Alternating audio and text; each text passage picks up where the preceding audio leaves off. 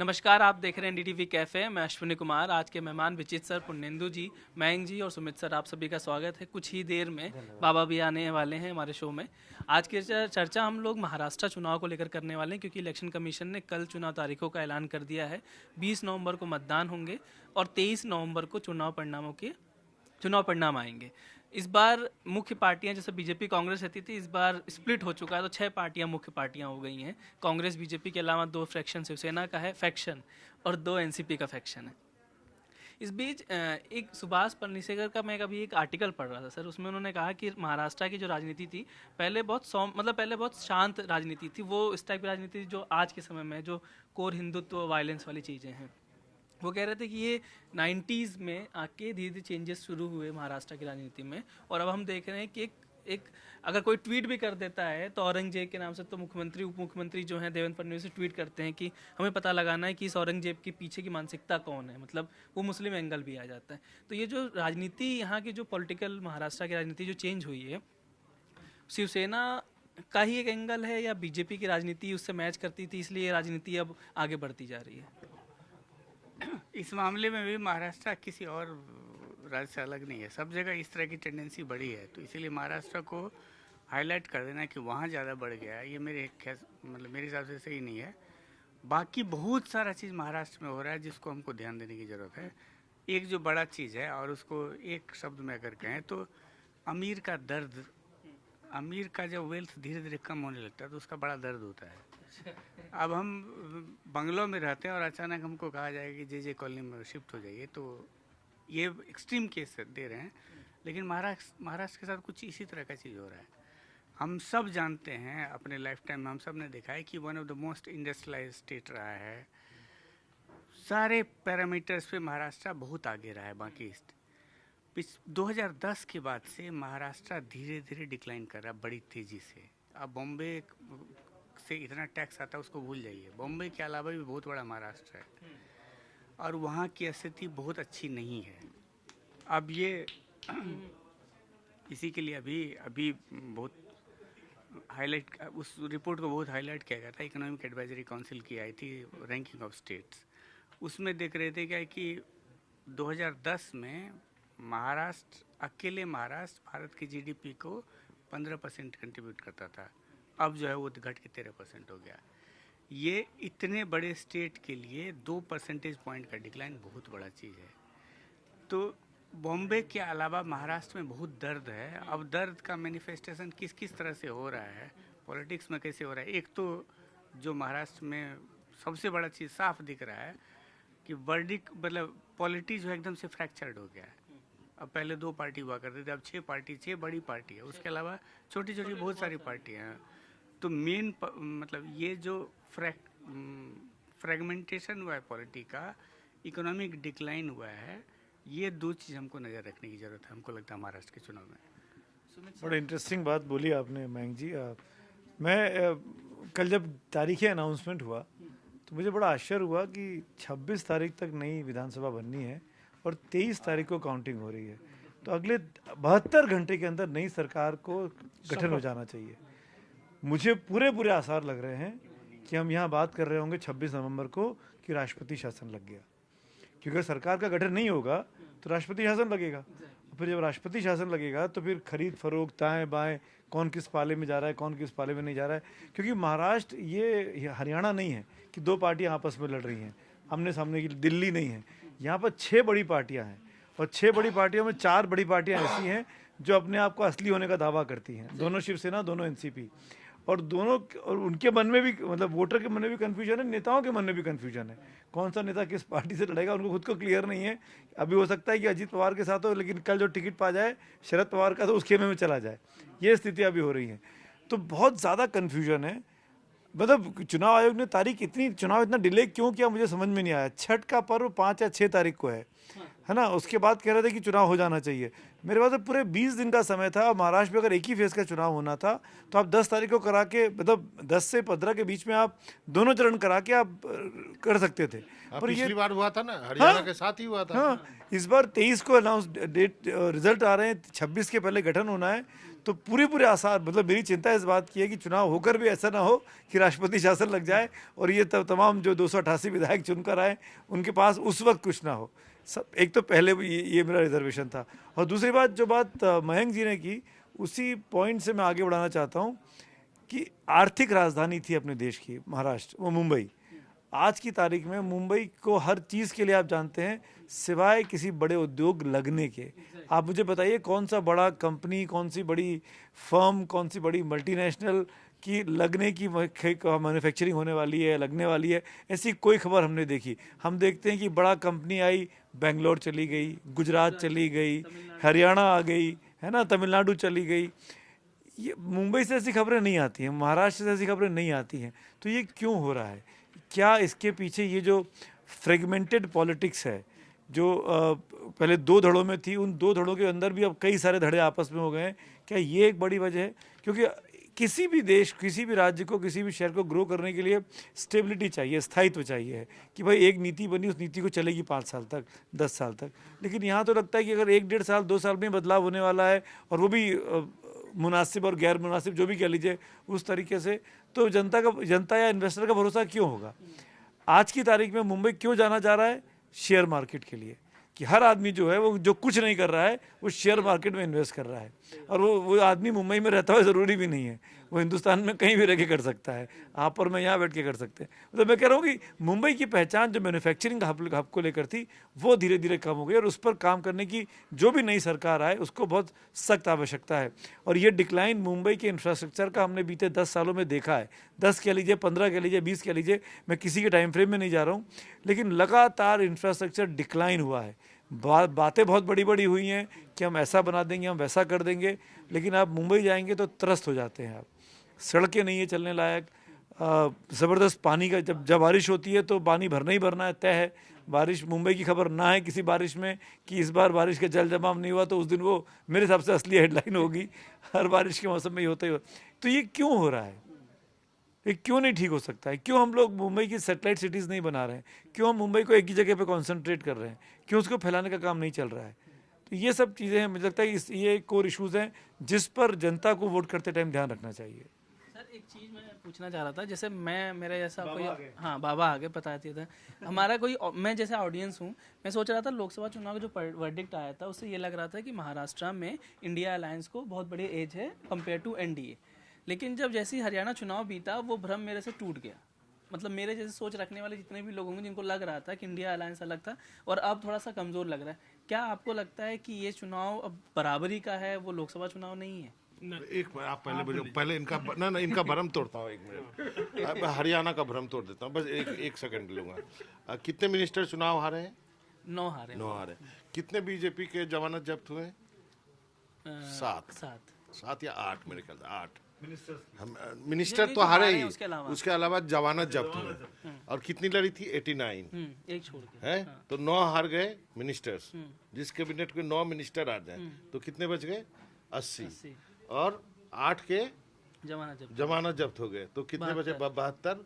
और कितनी सीट आई है? 48। क्या स्ट्राइक रेट रहा है? देखिए इसका मतलब 60 72 नहीं 72 सीट बचा ना। 72 सीट बचा, 72 आउट ऑफ 48। क्या वेव था यार। वो बाबा कुछ भी बोल लीजिए, मुख्यमंत्री नायब सिंह सैनी ही हैं और बीजेपी की सरकार है। वही मैटर करता है। एक चीज और भी है, आप जो सवाल कर रहे हैं, ये उत्तर हमारा छोटा मोटा सेफोलॉजिस्ट है जो आगे चल के बड़ा सेफोलॉजिस्ट। बाबा इनके ही डाटा में, इनके ही मैं आपत्ति करता हूँ, मैं ऑलरेडी बड़ा हूँ। पहले बड़ा बनेंगे फिर सेफोलॉजिस्ट। पहले से ही है, पहले से। तो जो आपने सवाल किया कि आप ही आंकड़ा देते हैं, और उस आंकड़े में आप बार बार, जो हरियाणा का चुनाव था, जब लोकसभा के चुनाव हुए थे, उसको जब विधानसभा में आप बदल रहे थे उसके वोट को, तो आपको ये दिख रहा था कि बीजेपी का अपर हैंड है 2 सीट पर ही। हाँ। ये दूसरी बात है कि तब आम आदमी पार्टी 4 सीटों पे आगे थी, तब गठबंधन था, ये भी था। इस बार गठबंधन नहीं था, शायद गठबंधन होता तो खेल दूसरा होता। ये एक चीज हुई। अब आप आइए महाराष्ट्र पे। महाराष्ट्र में कल आप ही का दिया हुआ डाटा मैं कल देख रहा था कि लोकसभा के चुनाव को अगर हम विधानसभा में बदलें तो वोट का परसेंट एमबीए का 0.6% ज़्यादा है, और उस आधार पर एमबीए सीटों में बहुमत की तरफ है। हाँ, अगर वही चीज़ें बदल गई तो ये होगा। पहली बात तो हम सब लोग बिल्कुल एक आसान समीकरण साधते हैं और उसमें ये सोच लेते हैं कि चूंकि हरियाणा में पासा पलट गया तो अब इसलिए हो सकता है कि महाराष्ट्र में भी खेल हो जाए और महाराष्ट्र में भी बीजेपी जीत सकती है, महायुति बीजेपी के गठबंधन वाला महायुति जीत सकता है या एमबीए जीत सकती है। इसके बारे में आप बात मत करिए।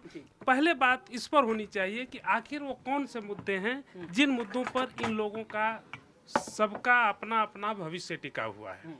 आपने एक बात कही कि एक आर्टिकल का हवाला दे करके कि महाराष्ट्र की राजनीति में अब टर्बुलेंस ज़्यादा है उन्माद वाली चीज़ों को लेकर के और नेता उन्माद फैला रहे हैं। उन्होंने जवाब दिया मयंक जी ने, लेकिन जिन्होंने भी लिखा है उन्होंने महाराष्ट्र के अतीत को नहीं जाना। महाराष्ट्र का अतीत हमेशा से उन्माद से भरा रहा है। उस राज्य की निर्माण ही हुतात्मा चौक आज भी इस बात का सबूत है कि कितना हिंसक वातावरण रहा है। ऐसा नहीं है। और वहाँ पर 60 के दशक में जब बाल ठाकरे आए तो पुंगी बजाओ और लुंगी भगाओ कन्नड़ों को हटाने से लेकर के फिर बाद में वही चीज़ें जो एक राज्य के लोगों को हटाने का था वो धीरे धीरे हिंदुत्व की तरफ बढ़ा। तो मराठा हैं, लेकिन सर उनके पॉलिटिकल उदय तो 90s से हुआ ना। सवाल नहीं ये है कि नहीं गलत बात। जो सत्ता की राजनीति में 90s में आए, लेकिन वो तो वैसे तो बहुत समय से लेकिन कोई चुनाव 90 में लड़े हैं पहला लेकिन लेकिन 1966 में 67 में वो पूरी तरह से वहां पर आ गए थे और 70 के दशक तक वो तमाम बड़े नेताओं के साथ परस्पर विरोधी पार्टी मतलब वो लेखक ने जो बात की थी वो चुनावी की बात की थी कि 90s के बाद जो हमने चुनाव देखा उस इलेक्टोरल पॉलिटिक्स। लेकिन अभी प्रियंका लड़ेंगी तो आप कहेंगे कि अभी आई हैं, अरे भाई अभी थोड़ी है, 20 साल से काम कर रही है। और किसी नेता को आप सिर्फ इसलिए इससे मत जोड़िए कि वो कितना ज्यादा विधानसभा या लोकसभा में पहुंचता है। कई लोग जीवन भर लोकसभा या विधानसभा में नहीं पहुंचते हैं और प्रभावशाली। लोहिया तो बहुत कम रहे, जयप्रकाश नारायण तो रहे ही नहीं, तो इसलिए ठाकरे साहब और बाल ठाकरे खुद कभी नहीं गए।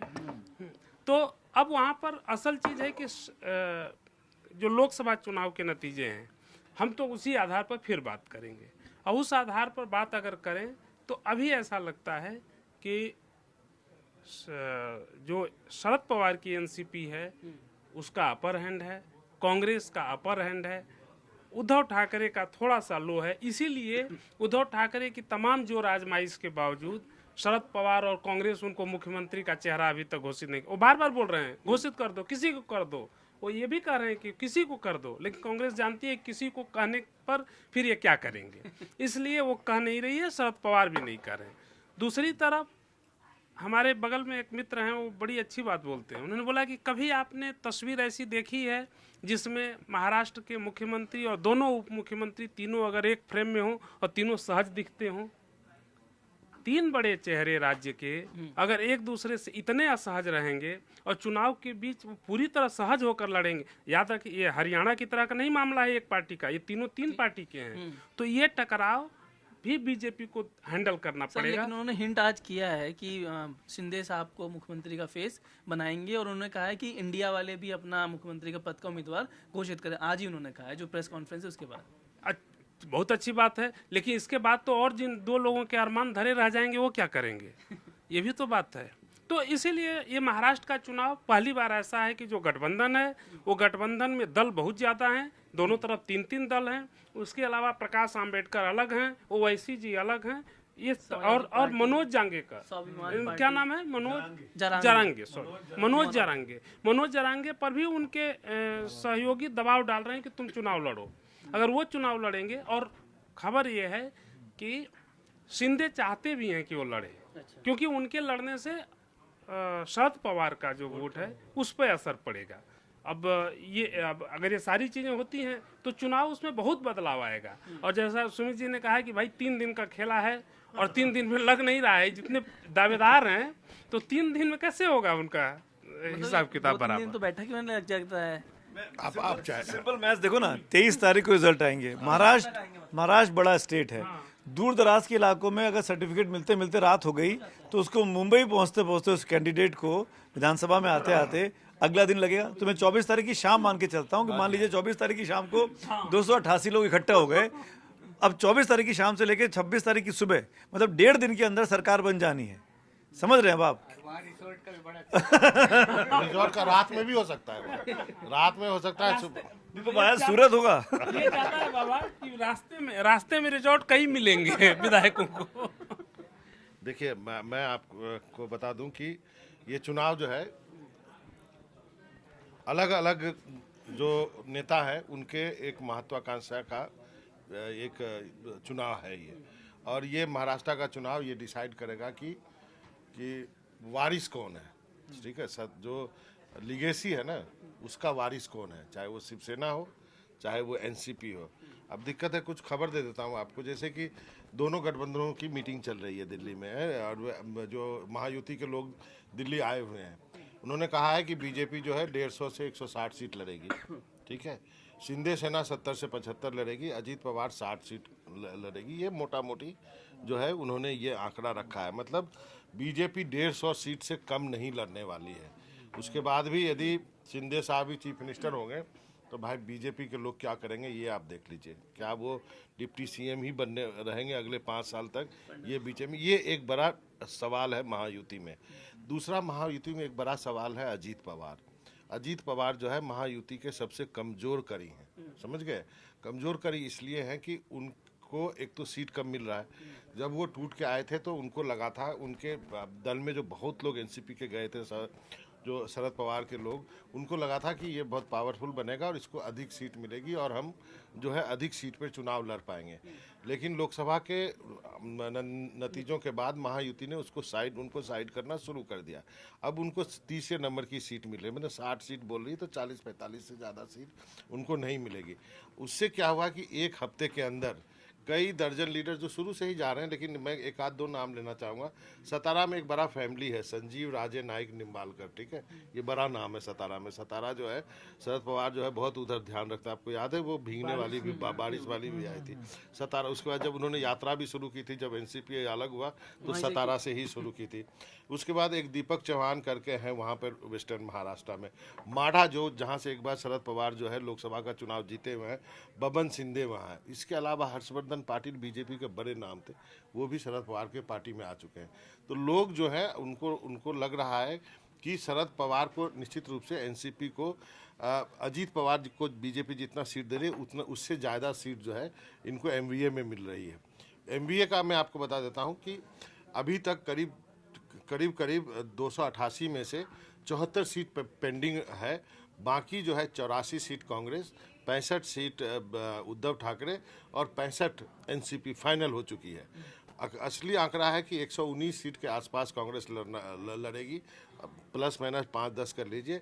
उद्धव ठाकरे 86 और एनसीपी 75 सीट के आसपास लड़ेगी। तो बाबा बस आप ही सवाल है, तो इसका मतलब ये है कि जिसका ज्यादा विधायक उसका मुख्यमंत्री। जी हाँ ये तो फिर उद्धव ठाकरे क्या करेंगे? उद्धव ठाकरे क्या करेंगे ये एक सवाल है। अब अभी तक तो उनको सीट ही ज़्यादा नहीं दी गई है।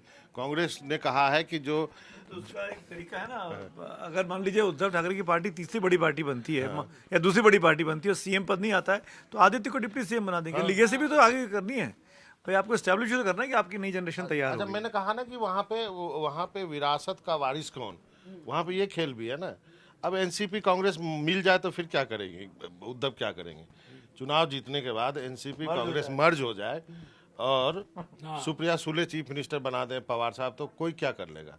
ये भी है ना, एस्टेब्लिश तो करना है ना, है वारिस तो एक तो ये विरासत की जंग है ये, इधर भी और उधर भी।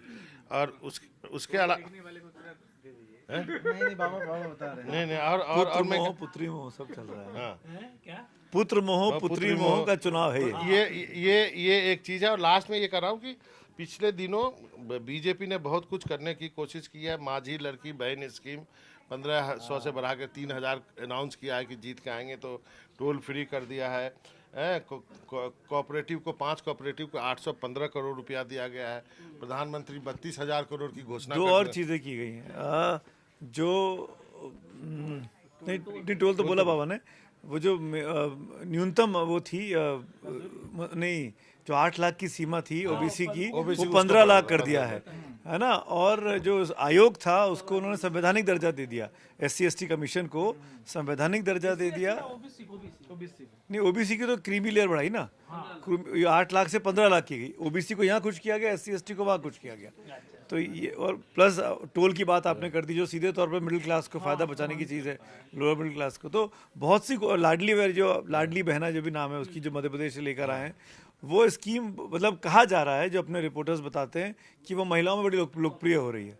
अब देखिए क्या होता है। ये देखना, ये गेम चेंजर हो सकता है नहीं। और एक लाइन बोल रहा हूँ, और ये चुनाव जाना जाएगा 83-84 साल के वयोवृद्ध शरद पवार के लिए भी, कि अपने लास्ट इनिंग वो कैसा खेल पाते हैं, क्योंकि अभी उन्होंने कहा है नहीं, वैसे तो उन्होंने, आपने तो उनकी लास्ट इनिंग कही, लेकिन वो तो बोले हैं कि अभी मैं 90 साल में भी खेलूंगा। तो आप अगली इनिंग के लिए भी उनको इलेक्टोरल पॉलिटिक्स की बात कर रहा हूँ। तो वो चाहेंगे कि वो जो है वो सुप्रिया सुले के लिए एक अच्छी राजनीतिक जमीन और एक अच्छी पार्टी छोड़ के जाएं, जिससे कि वो जो उन्होंने किया है वो चलता रहे। और इसलिए ये चुनाव इन सब, एक तो बारिशों के लिए जाना जाएगा और एक बूढ़े आदमी के लिए भी जाना जाएगा, जो शायद लास्ट इलेक्टोरल बैटल लड़ रहा है। बिजनेस स्टैंडर्ड ने एक कैलकुलेट किया है, बड़ा मजेदार है। जून से लेके अभी तक जितना झुंझुना दिया गया लोगों का, उसका बिल आएगा 1 लाख करोड़।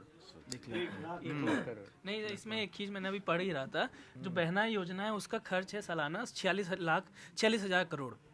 उन्होंने कहा कि आने वाले दिनों में जितना झुंझुना दिया गया, आने वाले दिनों में जो डेफिसिट है वो 3% टोटल GDP का हो जाएगा, जो कि सबसे लिमिट है, वहाँ पे एक लिमिट लगी हुई है। इससे ज़्यादा हो जाएगा तो देश, मतलब जो स्टेट है, बैंकरप्टी की तरफ जाएगा।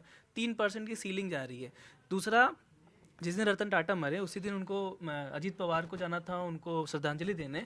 वो कैबिनेट मीटिंग लास्ट थी, बताया जा रहा है कि उसमें उस पूरे कैबिनेट में ये वित्त मंत्री हैं, मात्र 10 मिनट बैठे। 10 मिनट बैठने के बाद उठ के चले गए, क्योंकि इनको कॉन्फिडेंस पे नहीं लिया गया। जो भी ये सब योजनाएं जारी की गई, इनके विभाग को बताया नहीं गया, क्योंकि इनका विभाग कह रहा था पैसे नहीं है, आप लेके आ रहे हो, खर्चा कहाँ से होगा। तो ये 2 घंटे बैठक चली, लेकिन ये सिर्फ 10 मिनट बैठे। तो ये कभी कहा जा रहा है कि हो सकता है ये नाराज हैं अंदर ही अंदर, इसलिए वो खुल के वहाँ पे दिखे नहीं। पब्लिक बस खाली पूर्णेंदु को बस में एक चीज बीच में बोल रहे थे कि नितिन गडकरी ने जो बयान दिया कि जिस तरह से ये पैसे खर्च हो रहे हैं, आपको सब्सिडी के लिए आप पैसा नहीं दे सकते हैं, ये सब चीजें सिर्फ मरीचिका बन के रह जाए। मेरे कहने का है कि जब मंत्री, केंद्र के कैबिनेट मंत्री अगर इस तरह की बात कर रहे हैं, तो जो मयंक जी ने बोला 1 लाख करोड़ रुपए का, तो इससे आप अंदाजा लगा सकते हैं कि कितनी खराब है। बहना की तर्ज पर लाडला भाई भी ले आए, लड़की बहन भाई के लिए भी योजना लेके आए, उसमें कुछ 1500 रुपए देने की बात है। If I'm not wrong। तो आते हैं थोड़ा लोकसभा चुनाव पे। 48 सीटें महाराष्ट्र की, जिसमें से 30 जीती इंडिया गठबंधन ने, महा विकास आघाड़ी MVA ने, और 17 जीती महायुति ने जीती। एक जो निर्दलीय थे वो भी इंडिया के साथ आ गए, क्योंकि वो कांग्रेसी ही थे। नहीं, MIM निर्दलीय जीता है, बाबा निर्दलीय जीता, जो बागी हो गया कांग्रेस से बागी थे, वो फिर वापस आ गए, मतलब समर्थन दे दिया। वो AIMIM हार गई इस बार, दूसरे नंबर पे थी एक सीट पे। तो सीटों में भयानक डिफरेंस है, लगता है कि एकदम क्लीन स्वीप वाला मामला है। जैसा कि मैंग सर कहते हैं, भाई जिसकी सीट है वही विजेता है, तो उस हिसाब से जो जीता वही सिकंदर है। तो लेकिन वोटों में बहुत बड़ा गैप नहीं है। वोटों में गैप जो है वो 1% से भी कम का है, मतलब दोनों अलायंसेस, अगर जोड़ ले दोनों अलायंसेस के वोट, तो 1% से कम का गैप। सीटों में तो जमीन आसमान का अंतर है, लेकिन वोट जो हरियाणा में बहुत कम है। अब सवाल ये है कि कोर्स करेक्शन वाली बात हमने हरियाणा के मामले में की है। अब जो आप लोग 1 लाख करोड़ और ये सब जो गिना रहे थे, अब जो लड़की बहन योजना है जिसमें 1500 रुपए दे रहे हैं अभी फिलहाल हर महीने, और कह रहे हैं कि चुनाव के बाद बाबा ने बताया 3000 कर देंगे। अगर ये गेम मध्य प्रदेश में चला कि चुनाव से कुछ महीने पहले उन्होंने किया, और उसका फल, जो कि ओपिनियन पोल ये बता रहे थे कि इस बार कांग्रेस कमबैक करेगी, अचानक गेम पलट गया। और हम मध्य प्रदेश में तो बहुत दिनों से, जून में शुरुआत, नहीं जून में शुरुआत, छत्तीसगढ़ में महतारी योजना जो शुरू किया, वो तो फॉर्म भरने का, वो फॉर्म भरने के नाम से खेल पलट जो भी हो, लेकिन उसी से बहुत बड़ा खेल उससे पलटा बहुत। तो महिला वोटर जो है, देखिए बाबा आपके, ठीक है इन्होंने कुछ महीने पहले शुरू किया, अकाउंट में पैसा गिर रहा है ना 15। मध्य प्रदेश में जून में शुरुआत है, इलेक्शन नवंबर में। हाँ, तो नवंबर में तो 4-5 महीने तो गिरा ना पैसा, इनका भी तो अगस्त से गिर रहा है पैसा, 2-3 महीना तो गिर गया पैसा 1500-1500। तो वो असर डालेगा कि नहीं, सवाल ये है। दूसरी बात जो और सब गिना चुके हैं उसको मैं रिपीट नहीं करूंगा, टोल फ्री और जो दिवाली बोनस दुनिया भर का, मतलब पैसा उन्होंने उड़ेल दिया है। दूसरी बात है कि लोकसभा और विधानसभा चुनाव हमेशा अलग होंगे। लोकसभा में जो हुआ जरूरी नहीं कि वो विधानसभा में हो। प्याज के किसान आप देखिए बहुत नाराज थे उस समय, जो एक्सपोर्ट वगैरह पे रोक लगी हुई थी, क्योंकि वो एक्सपोर्ट नहीं कर पा रहे थे, उनको लॉस हो रहा था यहाँ इंडियन मार्केट में। वो सब बीजेपी ने उसको हटाया है अभी केंद्र सरकार ने, क्योंकि वो सब राइट केंद्र सरकार को होता है उस पर रोक लगाने का। वो सब इन्होंने इस पर कोर्स करेक्शन किया है अपना, जो एक्सपोर्ट पे रोक लगी थी प्याज किसानों, वो सब कुछ इन्होंने इस तरह की चीजें की है। समर्थन मूल्य जैसे बढ़ा दिया। उस समय आप देखिए किसान बहुत नाराज थे, वो कह रहे थे कि गुजरात के किसानों को ज़्यादा फेवर कर रही सरकार, हमें नहीं कर रही है। वो लाल प्याज और सफ़ेद प्याज वाला जो चक्कर है, तो उस पर केंद्र सरकार ने अपना निर्णय चेंज किया, एक्सपोर्ट और तमाम चीज़ों पे वो हटाया। दूसरी बात है जो हरियाणा की बात भी हो रही थी, बैंक सर्विस दिन जिक्र कर रहे थे, अर्बन वोटर वाला। महाराष्ट्र में अर्बन वोटर एक बहुत बड़ा वोट बैंक है, और हमें ये नहीं भूलना चाहिए कि मनी फैक्टर बहुत बड़ा फैक्टर है महाराष्ट्र का। ये जो 1500 महीने की बात कर रहे हैं, ऐसे कई 1500 जो है एक चुनाव डालने में परिवार को वोट में आ जाते हैं। 1500 को कई मल्टीप्लाई कर लीजिए, बहुत पैसा खर्च होता है, बहुत पैसा खर्च होता है। एक कॉर्पोरेटर होना ना महाराष्ट्र में एक बहुत बड़ी बात मानी जाती है। विधायक और सांसद होना तो बहुत बड़ी बात है, लेकिन एक कॉर्पोरेटर भी हो गए आप, बीएमसी में कॉर्पोरेटर हो गए, तो समझ लीजिए कि मतलब तुलना नहीं करनी चाहिए, किसी को बुरा लग सकता है, लेकिन यूपी वगैरह के विधायक से ज़्यादा फाइनेंशियली पावरफुल एक बीएमसी का कॉर्पोरेटर होता है। तो महाराष्ट्र की पॉलिटिक्स जो है, खासकर उसकी लोकल बॉडी की पॉलिटिक्स बहुत इस तरह से काम करती है। अब वो देखना है भाई पैसा किसके पास है, और सवाल है कि जो मनी फ्लो होगा उस पर कंट्रोल किसका होगा। ईडी सीबीआई स्टेट एजेंसीज किसके पास हैं। तो आप देखेंगे जो गैप इतना क्लोज मार्जिन था, वो चुनाव में बहुत ज़बरदस्त रोल प्ले होने वाला है, और बदलाव थोड़ा बहुत आया है। लोकसभा वाले जो सिंपैथी थी उसमें थोड़ा बहुत चेंज भी आया है, क्योंकि जनता ने एक बार, जो मैंग सर के वर्ड में कहूँ, जो उन्होंने कहा था कि जनता ने औकात बता दी, तो जनता एक बार औकात बता देती है तो दोबारा जरूरी नहीं कि दोबारा भी औकात बताए, क्योंकि सामने वाला जो थोड़ा अकड़ में था वो ढीला हो गया है। उसने लोगों को सुनना शुरू कर दिया है, उसने बहुत सारी चीज़ों में अपना कोर्स करेक्शन किया है। और फिर ये बात अजीत पवार ये भी कहेंगे ना कि भैया आपने लोकसभा में, केंद्र की पॉलिटिक्स में तो आपने पवार साहब को, जो सीनियर पवार है उनको साहब को दे दिया। भाई राज्य की तो मैं करता हूँ ना, राज्य तो मैं देखता था, पवार साहब तो दिल्ली वाले हैं, यहाँ वाले में तो हमारा ख्याल रखो। वो भी सिंपैथी वोट बैंक मांगेंगे, भाई हमारा क्या होगा, आपने तो लोकसभा में उनको पहुँचा दिया, चलो विधानसभा में हमारा ख्याल रख लो। और पैसा खर्च करने में वो भी कम नहीं है, पता ना बहुत खर्च हो रहा है। जबरदस्त पैसा, वो जबरदस्त तैयारी उनकी 80 सीटों पर। नहीं सर, 80 सीटों पर उनकी टीम काम कर रही है। लोकसभा में मैं विचित्र सर ये कह रहा हूँ, बता दीजिए कि पवार चुनाव लड़ रहे हैं कि नहीं लड़ रहे हैं? लड़ेंगे, क्यों नहीं लड़ेंगे, बिल्कुल लड़ेंगे। 80 सीटों पर क्यों नहीं लड़ रहे हैं? टोटल उनकी टीम काम कर रही है। विधान परिषद में आएंगे। कोई बात नहीं, लेकिन पॉलिटिक्स में पत्ते तो ओपन रखेंगे ना, और वही एक है जो ये सुमित सर कह रहे हैं कि वो 3 दिन वाला खेल है, उसके जो सबसे बड़े खिलाड़ी है वो अजीत पवार ही है, कि 3 दिन में अगर वो हंग असेंबली मामला होता है तो नहीं बाबा, वो उन्होंने हिंट दिया है, वो कुछ अलग खेल है, वो कोई वो नहीं है। अभी अगर बीजेपी की फिर से आ जाए 140 सीट, हालांकि उतना पता नहीं कितना लड़े, नहीं तो अकेले एक बार लड़ी थी, 122 लाई थी ना, एक 90 के बाद से एकमात्र पार्टी जो 100 सीट क्रॉस की है। कांग्रेस आखिरी बार 90 में क्रॉस की थी 100 सीट, उसके बाद एकमात्र पार्टी है। और 25, भाई इस बार भी तो 25-26% वोट पाई ही है। तो बीजेपी एक ऐसी पार्टी है जो 20% से ज़्यादा वोट लगातार ला रही है, 14 से फिर 19 में, फिर आपका 24 में लाई है। तो आप उसको एकदम से साइड तो नहीं कर सकते, लोकसभा में हार गई। तो सवाल यह है कि इलेक्शन होगा मज़ेदार, एकदम लोकसभा जैसा नहीं होगा, और ज़बरदस्त लड़ाई होगी।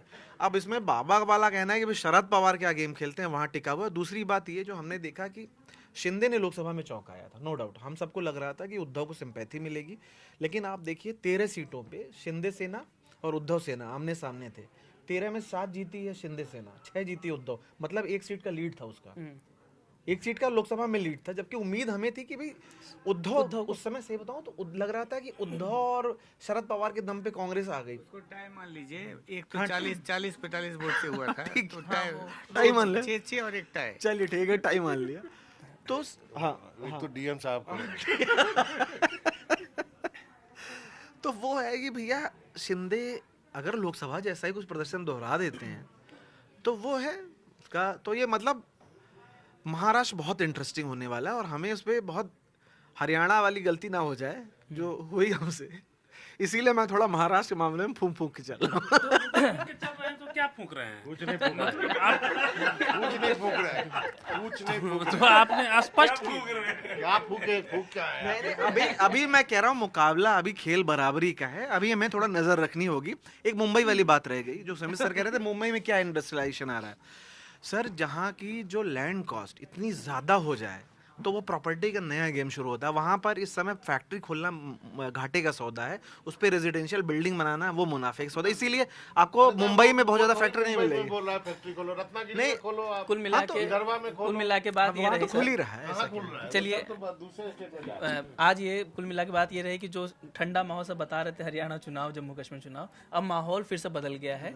तो पॉलिटिक्स की खबरें भी ज़्यादा होंगी, चर्चाएं भी ज़्यादा होंगी और ये शो भी ज़्यादा चलेगा। तो और आप झारखंड पर भी नजर रखिए। जरूर जरूर झारखंड पे कल का शो झारखंड पर रखेंगे। तो दर्शक ऐसे कैसे? ऐसे नहीं तो दर्शकों से रिक्वेस्ट है कि इलेक्शन कैफे को यूट्यूब पे जरूर सर्च करें और हमारी प्लेलिस्ट भी है तो उसको शेयर करें और ज़्यादा से ज़्यादा इस वीडियो को साझा करें। तो आज की चर्चा में बस इतना ही। कल मिलते किसी विषय के साथ, तब तक के लिए धन्यवाद।